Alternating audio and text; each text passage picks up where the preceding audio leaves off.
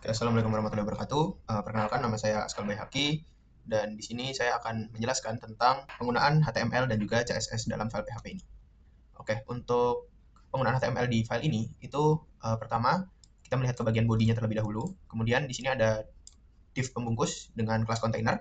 Kemudian di dalam kelas container ini terdapat sebuah title H2 dengan tulisan form data pengguna di sini ya.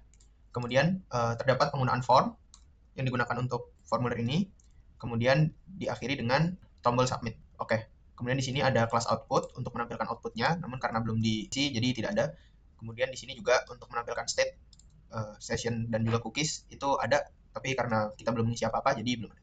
Oke, lanjut ke formnya ini. Nah, di sini di dalam form ini kita menggunakan metode post, di mana data yang akan kita kirimkan itu berupa input text yang diberi label yaitu nama. Kita di sini coba isi seperti ini.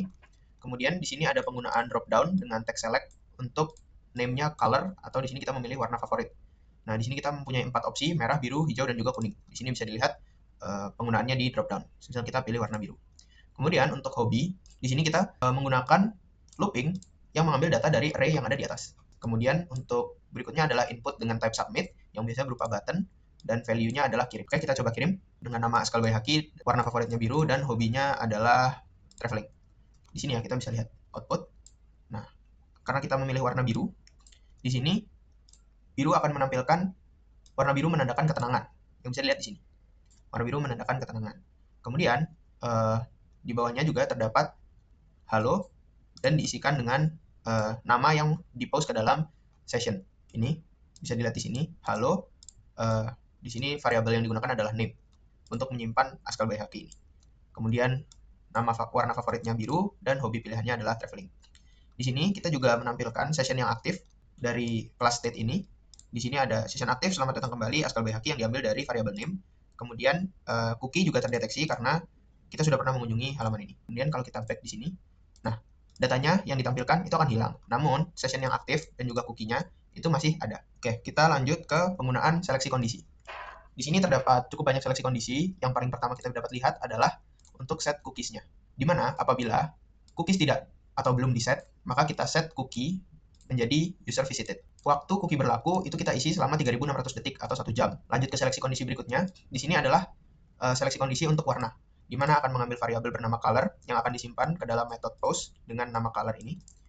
Apabila warna merah, maka akan menampilkan warna favoritmu berani seperti warna merah. Apabila biru, warna biru menandakan ketenangan. Dan apabila yang lain atau yang tidak ada di pilihan warna favoritmu itu unik. Dan untuk seleksi kondisi yang terakhir itu ada di state ini, di mana apabila kita tidak memiliki session yang aktif atau sudah lebih dari 1 jam tadi, maka nama ini akan hilang dan tidak muncul seperti awal kita membuka website ini. Selanjutnya adalah penggunaan looping.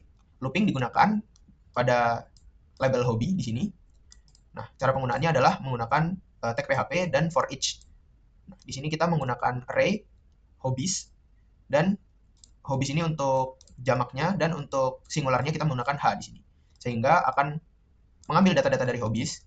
Di sini terdapat membaca, olahraga, gaming, musik, dan traveling, dan akan dimasukkan ke dalam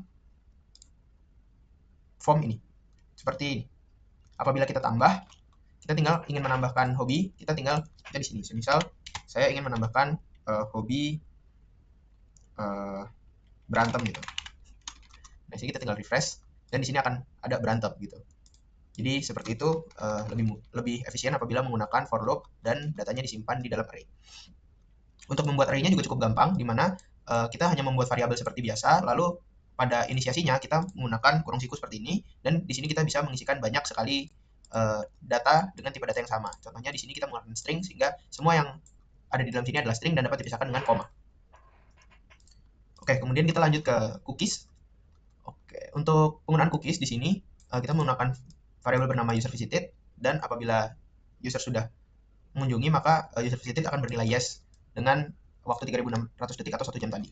Dan di sini akan menyimpan cookiesnya, dan yang disimpan di dalam session itu adalah username. Ini bisa disebut juga sebagai state. Kemudian kalau kita misalkan mengganti nama dari Askal Baihaqi menjadi Askal saja, maka cookiesnya akan otomatis terupdate seperti itu. Apabila kita back, kita tetap tersimpan cookiesnya sebagai Askal saja, tidak kembali lagi ke Askal Baihaqi seperti tadi. Oke, mungkin cukup sekian penjelasan saya tentang program PHP ini. Kurang lebihnya mohon maaf. Wassalamualaikum warahmatullahi wabarakatuh.